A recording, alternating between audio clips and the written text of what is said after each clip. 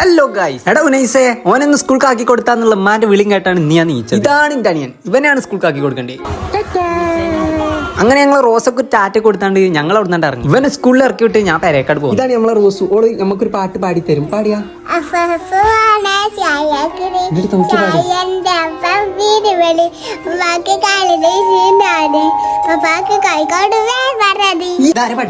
ഇതാരെ പഠിപ്പിച്ചെന്ന് ചോദിച്ചപ്പോ നമ്മളെ റോസ പറയട്ടോ, എന്റെ ഫോണിൽ നിന്ന് അവള് കേട്ട് പഠിച്ചതാണ്.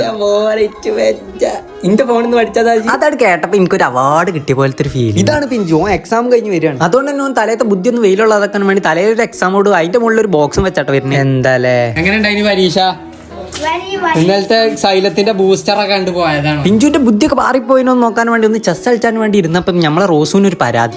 നൂനോട് പറയും ആരെന്റെ റോസുവിന് കുതിരനെ കൊടുക്കാതെക്കണേ കൊടുക്ക് കുതിര. അങ്ങനെ എക്സാം കഴിഞ്ഞ് നമ്മൾ നോട്ടം വന്നു. അപ്പൊ എക്സാമിനെ പറ്റിയുള്ള കാര്യങ്ങളൊക്കെ നമുക്ക് അവനോട് ചോദിച്ചോ. ഇന്നത്തെ എക്സാം എങ്ങനെ ഉണ്ടായിനി?